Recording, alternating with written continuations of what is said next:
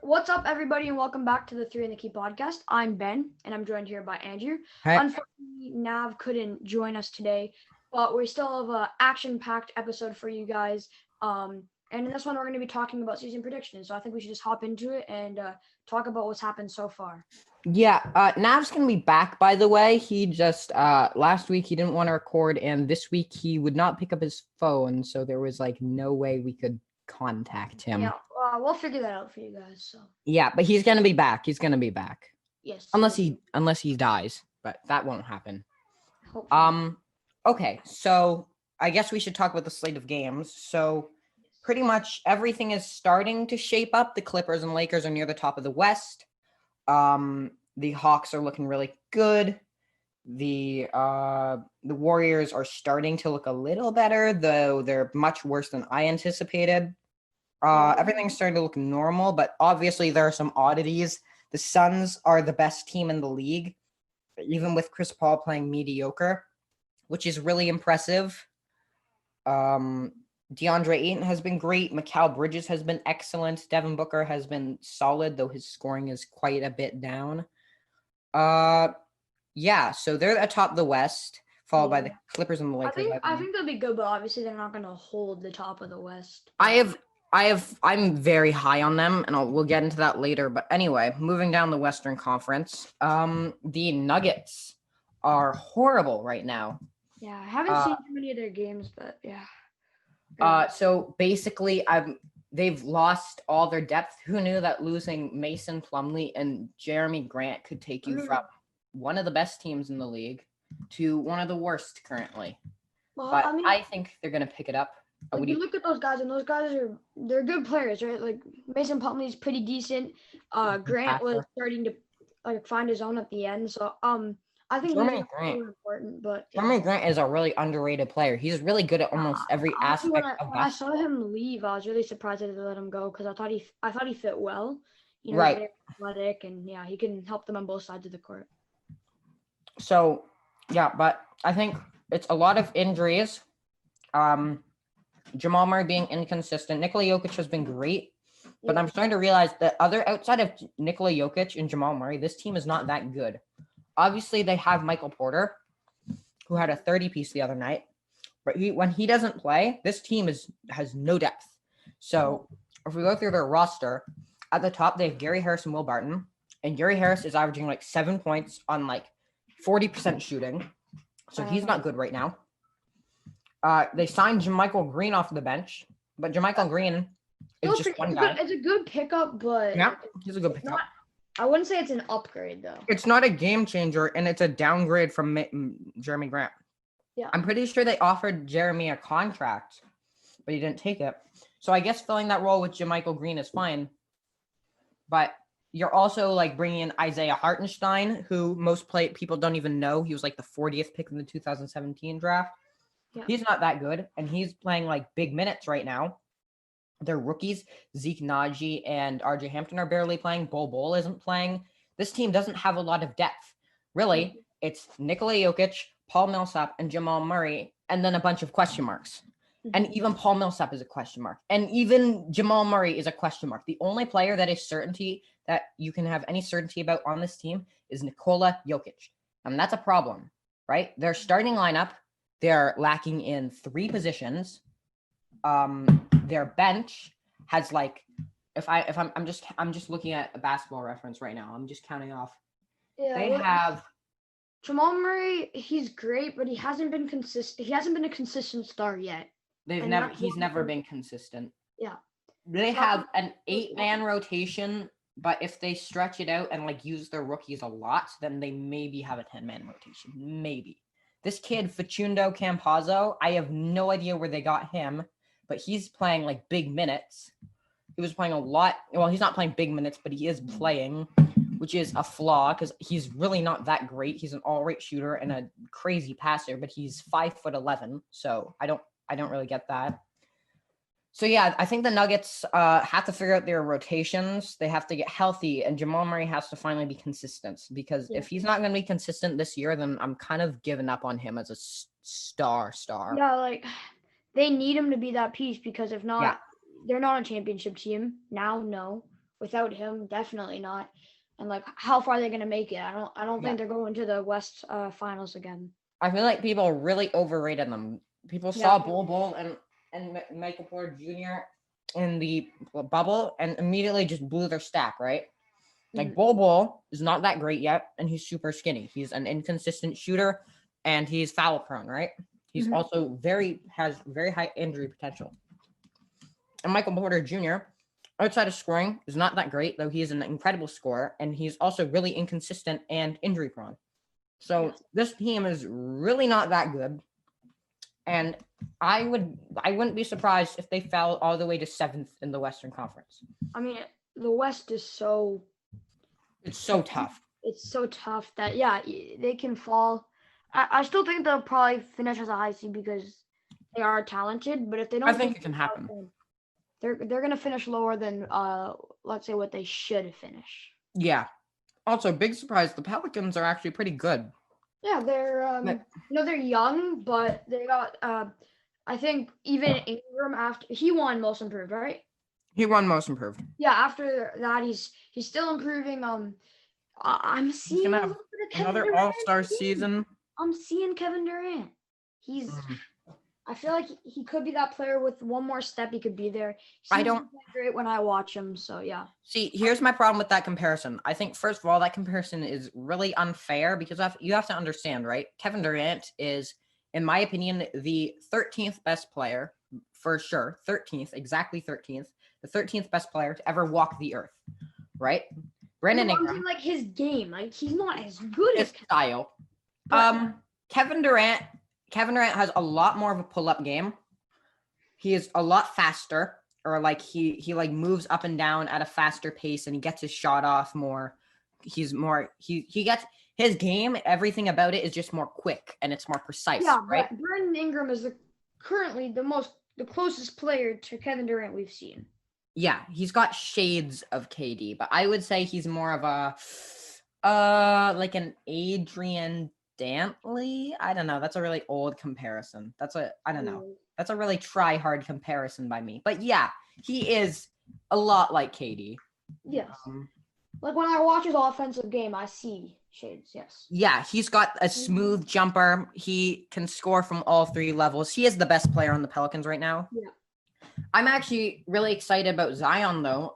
He's looking really good. He's looking healthy. He's looking okay, but he's not a guy that's going to average 25 to 30 points for you. Not yet, but he can. I guess eventually he showed some good things last night in the Raptors game.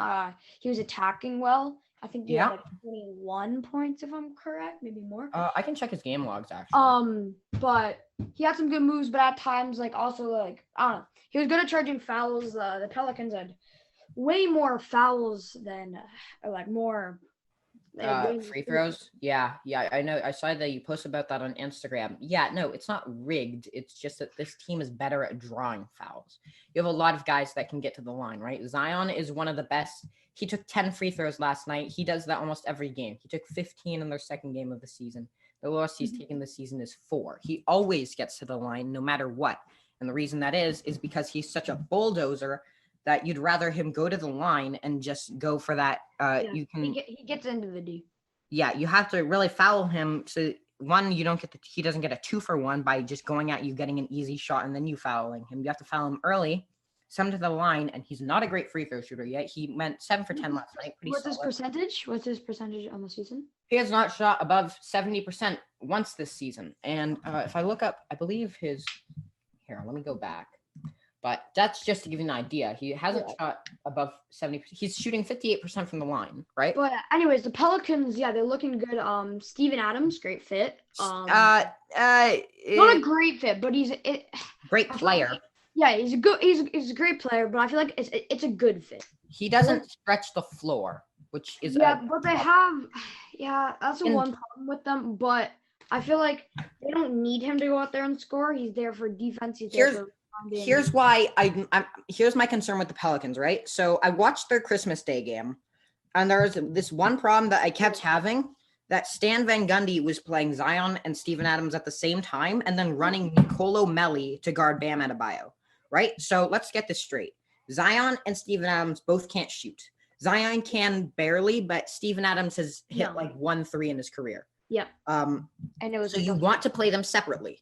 Now you can move Steven Adams. You can run him either off the bench, or you can move him into lineups. You can play him more lineups where he is the only big man, right? So that doesn't leave a 6'8" player who can't play defense to guard an elite center, right? You can't have both Zion and Steven Adams on the bench, because then you have no interior D. It's not like Zion is this premier interior defender anyway, right?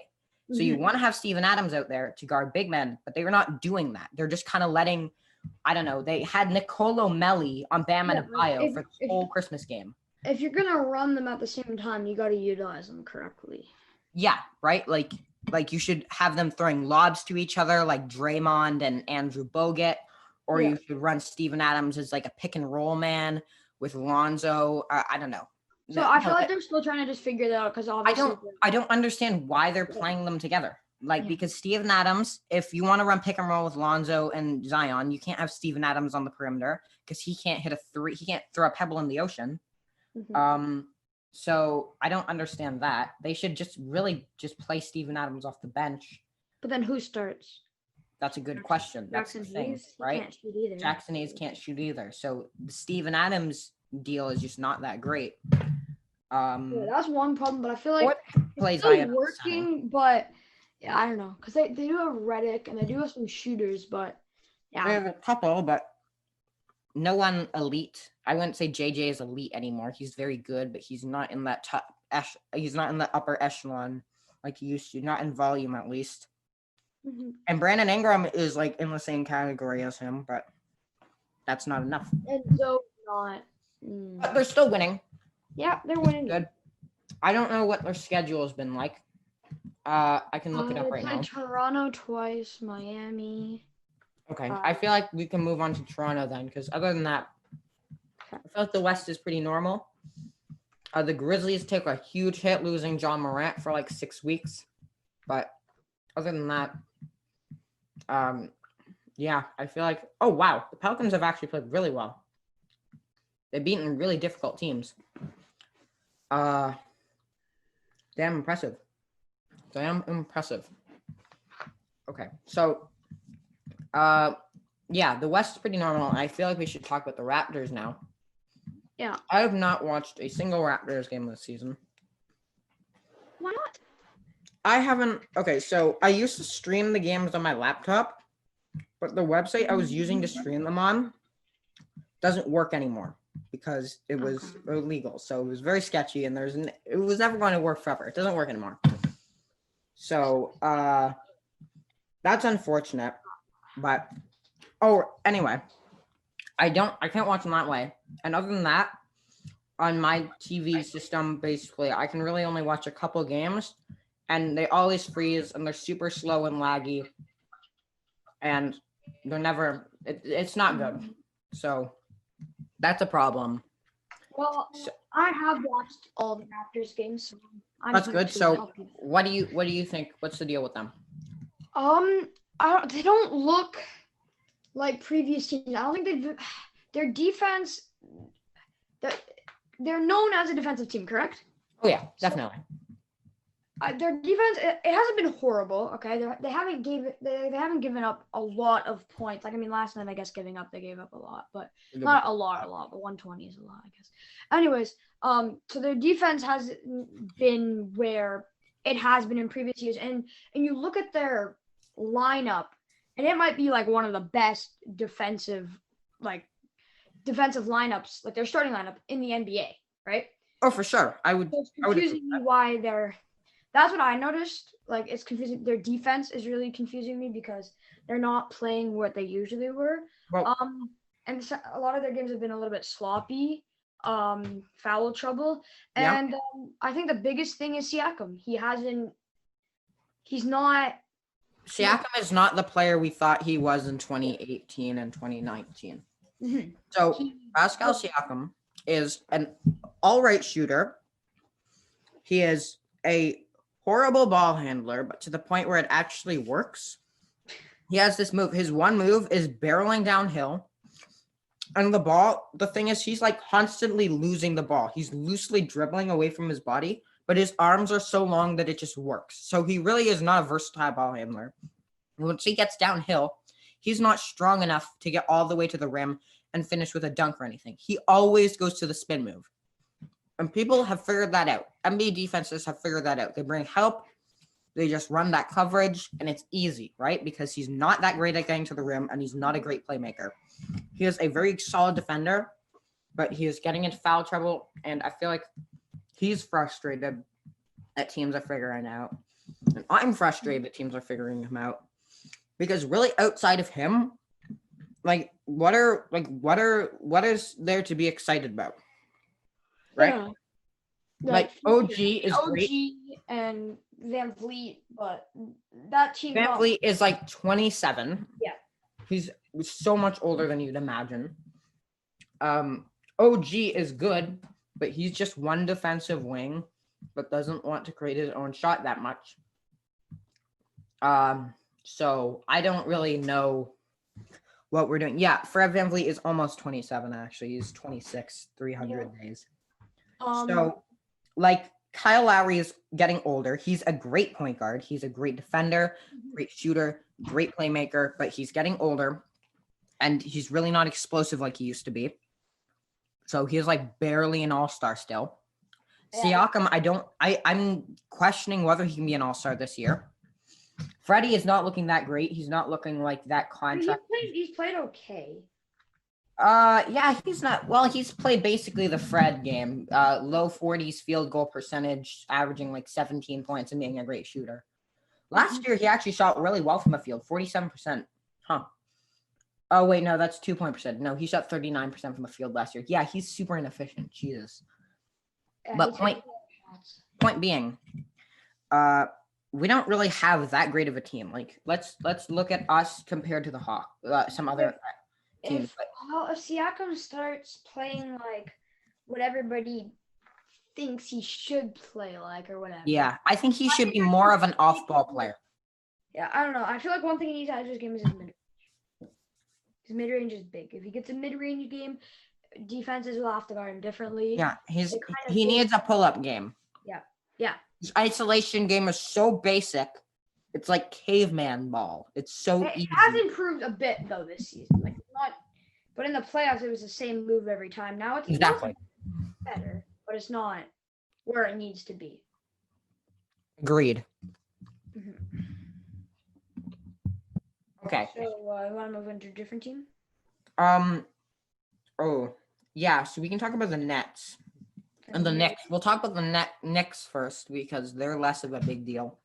Knicks have been all right, and I'm betting big on them, but we'll get into that later. They're shooting well. They're shooting quite a bit of threes, I believe, even without their rookie Obadiah Toppin. I don't know why I said his full name, but even without Obi Toppin, they're still playing like pretty well. RJ has been inconsistent, but like he's had some really good performances. Mitchell Robinson had that big block last night. He's always like pretty steady. Alfred Payton's been pretty good. Julius Randle's been amazing. Yeah, I'm really liking this Knicks team. I actually think that they're going in the right direction for once. I think they might trade Randle though. I agree. I think they should trade Randle because Randle has, I believe, I'll check his contract, but I believe he has, excuse me, he has 2 years left on this contract. I think. Right? Yeah. So, oh, yeah, that's the right person. Yeah. I think he could play for a contender. Yeah, I think so. Oh, wait, hold on. Yeah, he has 2 years left on his deal. He has this year and then next year. So if they trade him early, once trading began, or once teams are allowed to trade him, or before the deadline, then that will be really good because he'll get them a lot of value. He could probably net them, if the team is a sucker for Julius Randle for some reason, 2 to 3 first-round picks.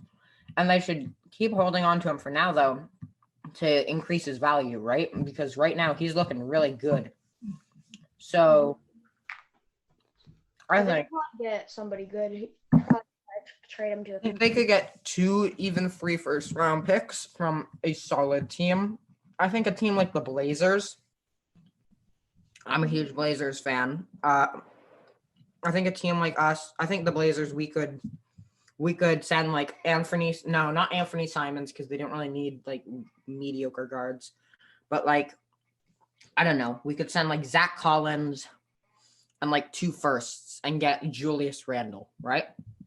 It's a great player, and you get picks like, and then you have those. Now you have all these young assets: Kevin Knox, Dennis Smith, Frank Ntilikina, all these like undervalued, low value assets, and you can try and flip them for a better, younger player than Julius Randle who fits better with this team, right?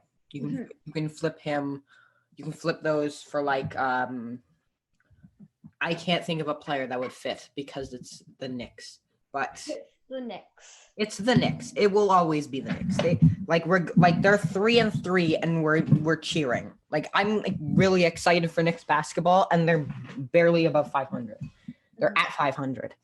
So I think they're gonna be really good this season. I'm gonna bet really big on them. And now let's talk about the other team in New York, the Brooklyn Nets. Goodness me, Kevin Durant. KD has looked awesome.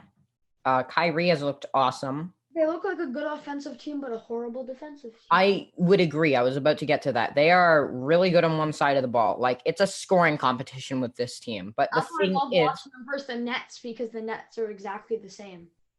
the Nets No, the Hawks, my bad. the Hawks. Yeah. Like the thing is, what's good is they have the like 2 of the best scorers in the world right now. So it's kind of hard to win in that competition. But KD has looked awesome. He's pretty much back. I can say that with confidence now. Kyrie is looking great. They're fitting really well. They're running up and down. They're pushing the pace. Karras has looked good. Unfortunately, they lost Dinwiddie to a partially torn ACL. Unfortunate, but a setback this season for sure. But I think if they have enough assets to recover, guys like Kurucs and Claxton weren't getting a lot of minutes, so they can rely on these young guys. COs is not that great. Very short.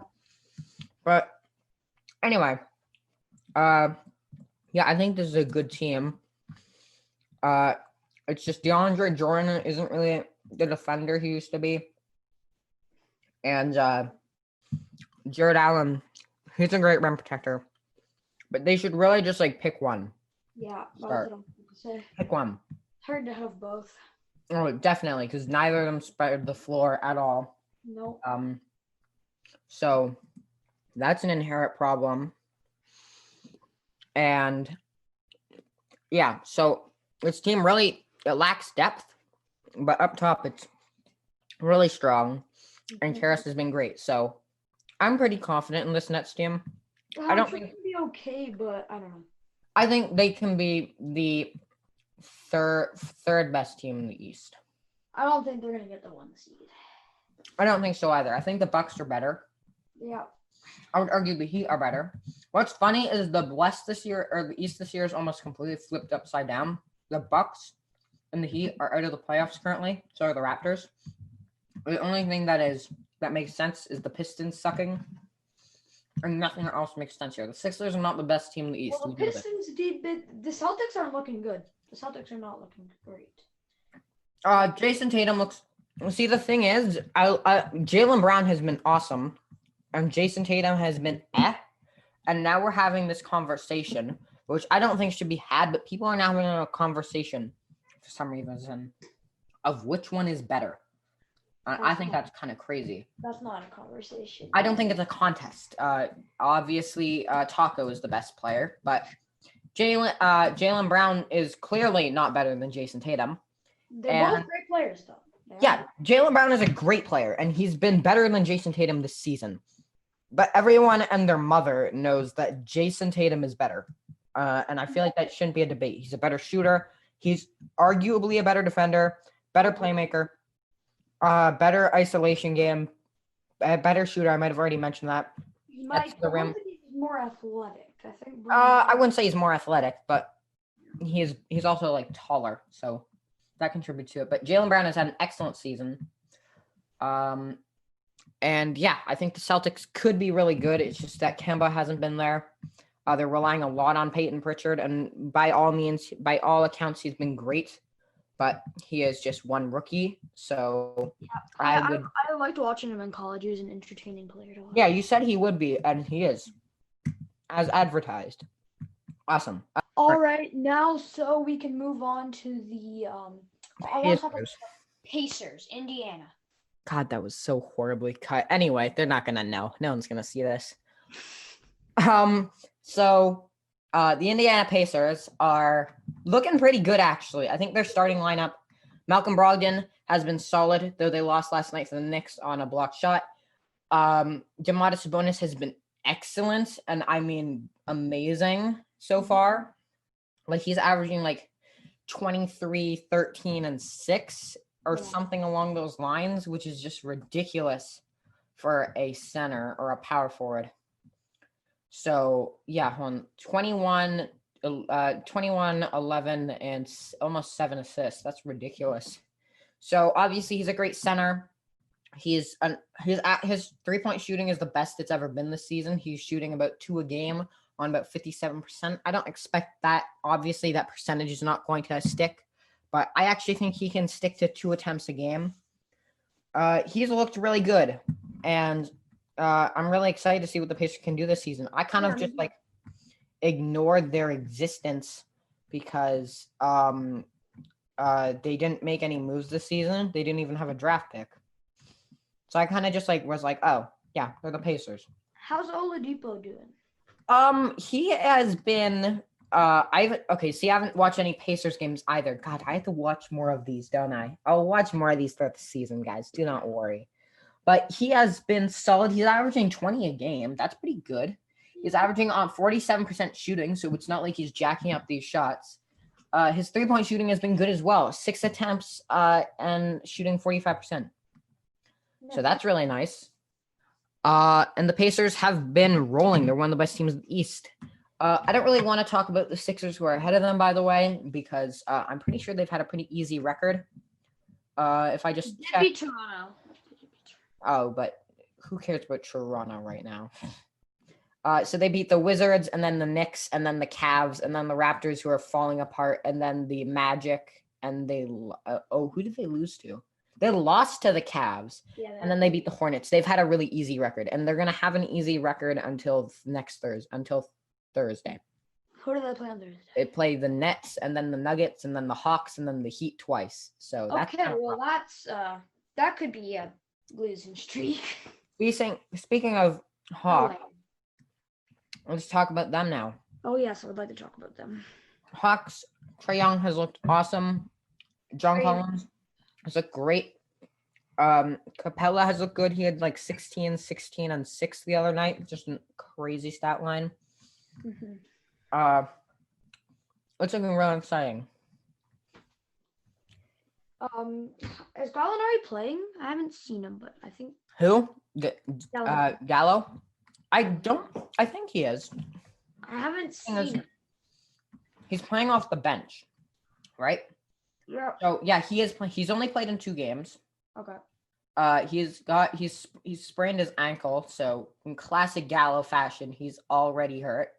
He hasn't really done much of anything. He's taken like 4 shots all season, so he's not really notable. Okay. But yeah, the Hawks are kind of rolling. Trae Young has been good. Hunter and Reddish have been inconsistent. Hunter had a really good game last night. I think he had like 16 and 7 in, I believe, a loss. I think they lost. No. Yeah, they did lose to the Cavs, but last night, yes. Sorry. Yeah. Collins has looked good. He's trying to make this case. See, the problem with John Collins is they might trade him because he's trying to get this really big max contract. And my problem is I don't understand why you'd want to play the second best player on your team and maybe at best the second best player on a championship team. Oh, he's shooting poorly from 3. So yeah, he's really not. His numbers are down, but I think they'll go back up. Yeah. I don't understand why you'd want to play like a really good and I would say all-star soon player like John Collins. I don't understand why you'd want to give him a max contract. because he's not a great defender, though he could improve. Mhm. He's not elite in any facet of the game other than the pick and roll and lobs. And he's great at that, but is that worth a max? I wouldn't say so. Like, I would say he's like a top 20 player, maybe a top 20 player in his prime. And I think that's like pretty generous. But he's still a great player, and I think he deserves a big contract, just not as big as he's asking for. And the Hawks are looking pretty good. Hopefully they don't trade him because of this contract. Anyway, we did mention how they lost to the Cavs, and the Cavs have actually been playing really well. Yep. But I think this is a product of a hot start. Andre Drummond. Nextland. Yeah, I stop saying that. God, I've heard that That's so. what the internet calls them. Okay, fine. Sexland. Okay. Can we not call them Garton? No, that sounds Call dumb. them. I don't know. Darius Garland and Colin Sexton have been Yes. really good this season. Garland is averaging like 18 and 7, and Sexton is averaging like 26 points a game, Yeah, which is great. My problem is Colin Sexton is maybe this level of score. However, this team is not that great, so someone has to shoot the ball, and I think this is a product of him having a hot start. I don't think this is Kevin gonna. Love still alive. Who? Kevin Love. I don't think so. Like I can check. Is he playing? That's a good question. I don't know. What a weird player Kevin Love is these days. He's out with a calf injury, but he has played 2 games this year. Oh. So he is still alive, but barely. So Garland has been really good, and I expect this pace to almost keep up. I expect him to average exactly 15.6 points and 6.5 assists this season. I don't expect his shooting numbers to continue, and he's already started to cool down. He had a really poor game last night, or not a really poor game. He shot really inefficient and had like 8 points. But I expect Sexton to go down to like 22 points a game, but I still expect the Cavs to be the second worst team in the West. They have a trash defense. Isaac Okoro, I don't know, like this team's defense has been solid this season, but I don't expect it to continue. Their backcourt is not good at it. Okoro is good, but he's one wing. And Andre Drummond thinks he can win DPOY, but he only thinks that. He's not really going to do it. That's ridiculous. He's an all-right defender. And I would say that's even generous. So blocking some shots. He can block shots, but like so can like Kevin Durant. And Kevin Durant's not going to win DPOY. No, he won't. He will not. So yeah, I don't expect this Cavs team to be good. I expect them to fall off heavy, though they could, I guess, not be the second worst team in the East. Obviously, I think the Pistons are going to be the worst. They have like no talent and they're trash, but I still tell me they're going to trade Derrick Rose. Yeah, get Derrick Rose out of there. God's sake. That's actually a good point. Just a really unfortunate set of circumstances. Anyway, I think it's really I think at this point, I guess like the Magic again, a hot start team. But I think other than that, I feel like it's really kind of redundant to talk about or pointless to talk about these like records. Obviously, none of this is going to hold. Vucevic played well last night. Who? Vucevic. Yeah. Vucevic is a good player. Wait, how many points did he have last night? 30 something. He had 30 points. Yeah. That's a really good game. All right. Well, he had like 12, 13 boards. How many boards? I will look at his game log right now. But anyway, while I'm looking for that. So yeah, he had. Do you want to talk about any other teams, or we can? I don't think we should talk about any other teams. I feel like it's kind of he had 30 and 11 or 30 and 13 last night. Very nice. He's had like a couple games like that actually. He's been really good, but I expect that to cool down a little. So now I guess we can move on to some expectations. So as far as the standings go, I feel like we should tackle the West first because it's a little like easier to see the picture, though it is harder down low. So 1 seed, who do we got? I think we can agree with the Lakers. One of my hot takes for this season is that the Clippers will be the 1 seed and the Lakers will be the 2 seed, because the Lakers and the Clippers will swap problems. The Clippers will have just the right amount of depth and just the right amount of players that want to win and also fill up the stat sheet like the Lakers did last season.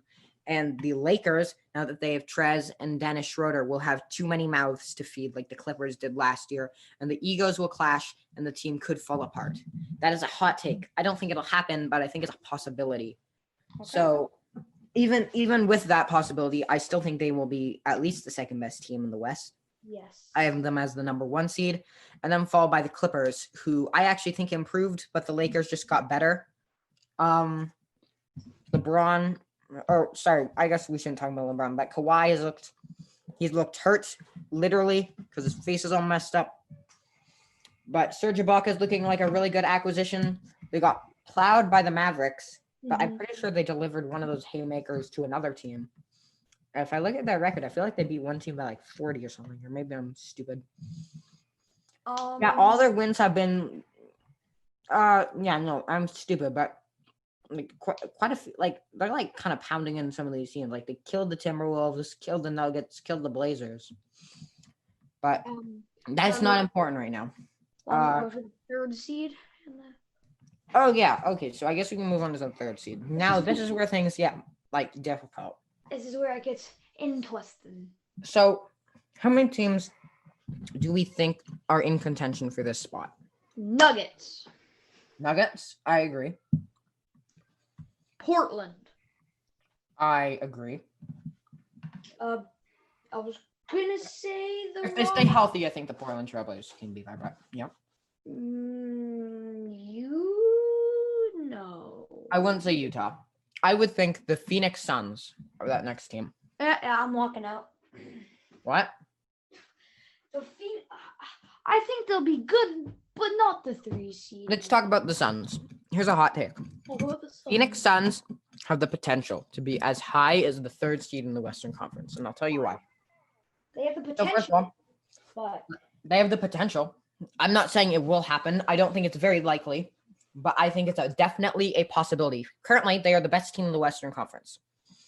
Their record with DeAndre Ayton is unbelievable. This team, when DeAndre Ayton plays, and keep in mind, he hasn't played a lot because last season he was suspended. But when he plays, this team is a playoff team. And that is for sure. I'm not going to look up the number of games, but I remember.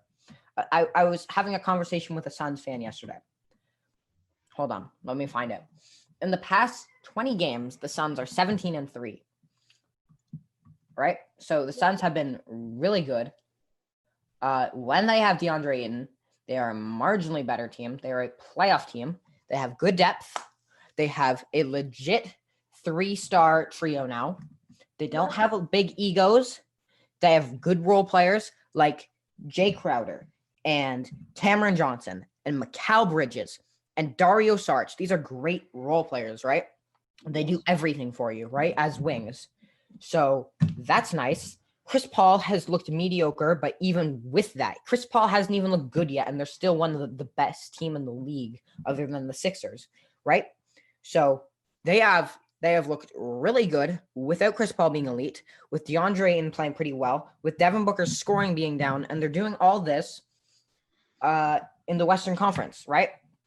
So they're playing difficult. Yeah, all those points are valid, but I don't think they have the experience. I know they have Chris Paul to be the 3rd seed, but I think they're going to get close. I think Devin Booker has the experience now. Mikal Bridges is playing like a seasoned veteran. Cameron Johnson is playing like a seasoned veteran. Jay Crowder is a seasoned veteran. And obviously Chris Paul. Now let's compare them to other players that are in contention for the 3rd seed. The Utah Jazz, I think they're better than the Jazz. I think Devin Booker is better than Donovan Mitchell. I think DeAndre Ayton is in the same tier, at least, as Rudy Gobert. I would put them in the same tier. Mm-hmm. Like that. Look at defense. Yeah, DeAndre Ayton's not a good defender, but he's a marginally better offensive player than Rudy Gobert. And pretty much that's one thing about the Suns. They might lose games because of their defense isn't horrible. They have really good defensive wings. Mikal Bridges. It's not elite. It's not elite, but I think they can be at least a middling team. And their offense is awesome. So I think they're better than the Jazz. the Blazers. I think the Blazers have the best player among these two teams, but I would argue that these teams have equal depth. And DeAndre Ayton, I think, is better than Yusuf Nurkic. And I think Chris Paul is better, or like you can make the case that CJ McCollum is as good, but I don't see an argument where CJ McCollum you put over Chris Paul. So I would say they're at the top.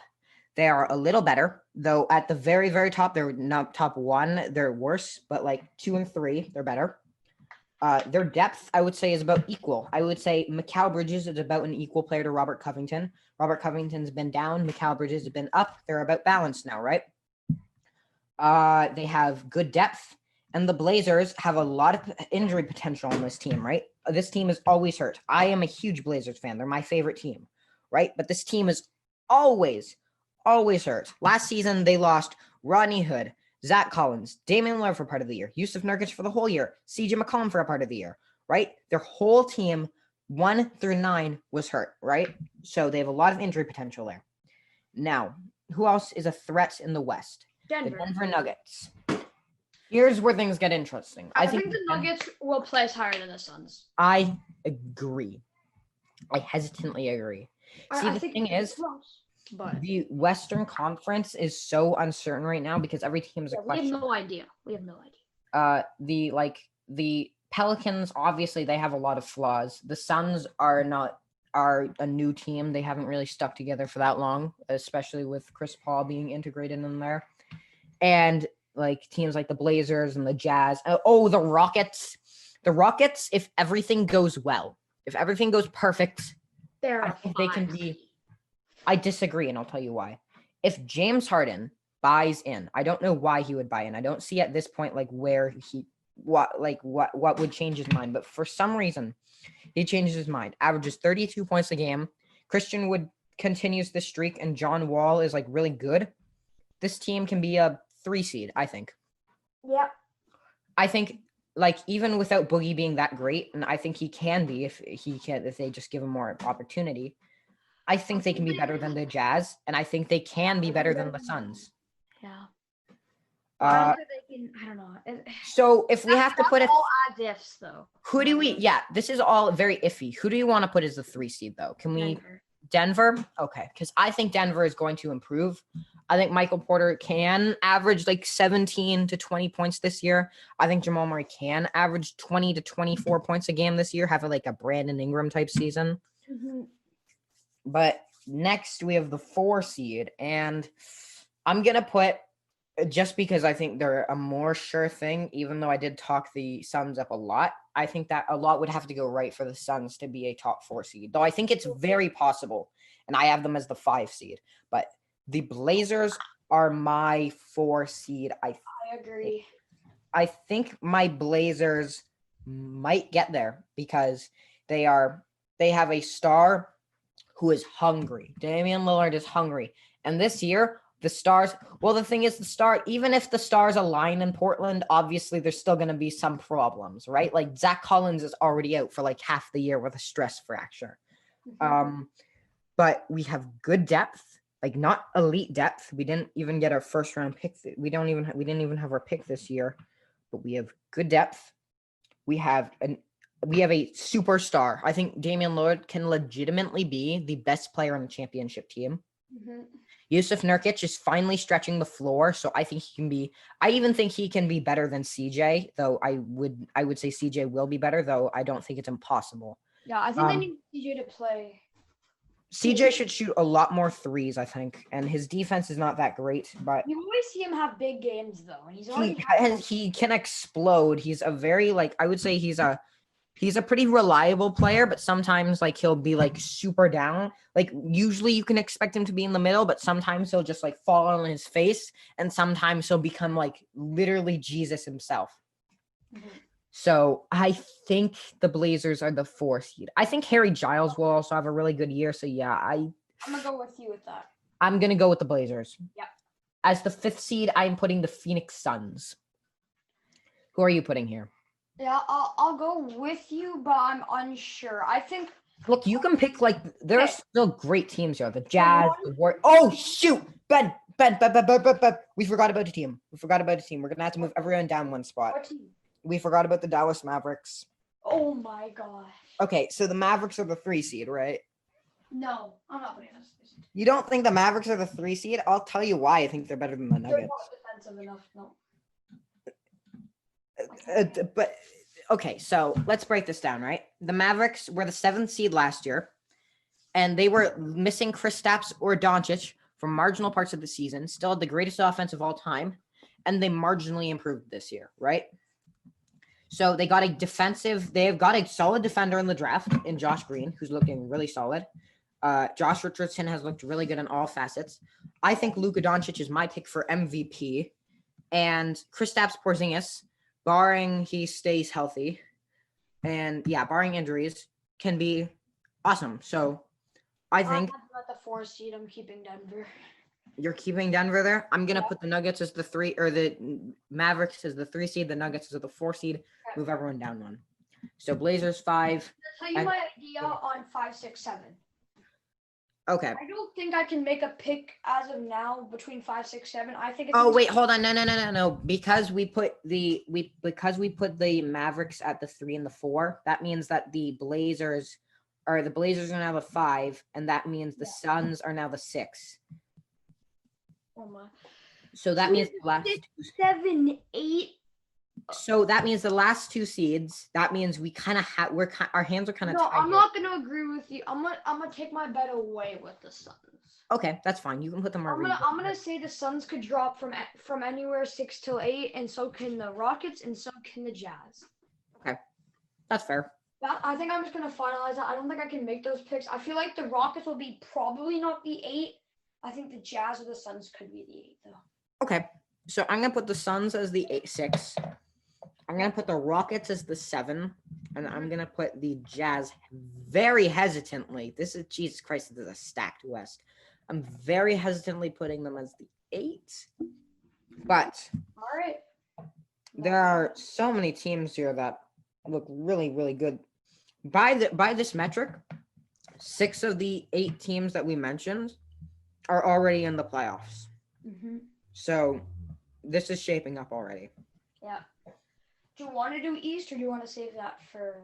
Let's do the East quickly, And then we'll finish. and then we'll go. Okay. Oh, the East is gonna be tough with my Raptors, man. Oh my God, they're gonna be so difficult to rank because they've looked so bad. I don't even know if I can do the East like. Let's do it quickly. Let's go. Roughly. So I think the number 1 seed. I think Milwaukee. I think we can agree on that. Yeah. Now the Number 2 seed. Boston. I agree because I don't Number think. 3. See, we're rolling through it at the start, but the last couple of seasons are gonna be tough. Number 3, Brooklyn. Yes, I think the Brooklyn Nets are gonna be really good. Yes. Number 4. The Heat. Yes. Number 5, the Raptors. Let's go. We got 5th. Nope. I'm putting the Pacers there. No, I'm going Raptors. I'll tell you why. The Pacers have the best player between these 2 teams. Pascal Siakam has been really awful, and Domantas Sabonis has been excellent. I even saw on Bleacher Report they are saying that he is playing at an MVP But Andrew, level. want to know one thing. Actually, wait. Are we saying the Raptors are the? Oh, okay. This is the 5 and the 6, or this is the? I have the Raptors as the 6th seed, I think. Okay. Well, we're flipping them. I have Pacers at 6, Raptors at 5. Okay, that's fine. So 7. 7. I have the Atlanta Hawks. Actually, no. Hot take. I have the Atlanta Hawks as the 6 and the Raptors as the 7. Oh my God. Oh shoot. Okay, I have the There's Sixers. still other teams. We haven't even mentioned the Sixers. Okay.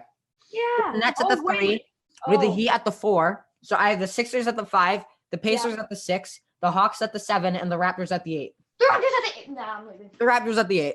And I'll tell you why. Okay. I got Milwaukee, Boston, Brooklyn, Philadelphia, Miami, Toronto, Indiana, and the Heat. No, the Hawks. Okay, so you have I'm missing the Magic. I didn't have the Magic in. That wasn't even a contest. It's the Oh, Wizards that I'm worried about. The Wizards could get in there. Okay, I'm gonna say the Magic, the Wizards, and the Hawks for 8. To me, That's the Because- play. That's my plan. Okay. My plan is the Raptors, Oh my god.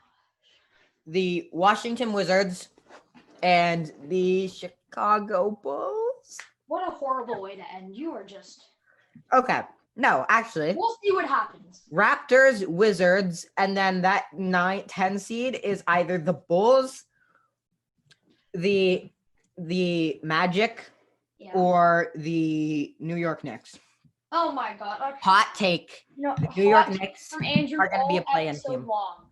I'm calling it right now. The New York Knicks are going to be could be. I'm not Definitely. certain, but they could very well be a play-in team. What a crazy way to end. Okay. Okay. All right. Good episode, I guess. All right. Well, that's the end of it. We'll see you next time on Three in the Key.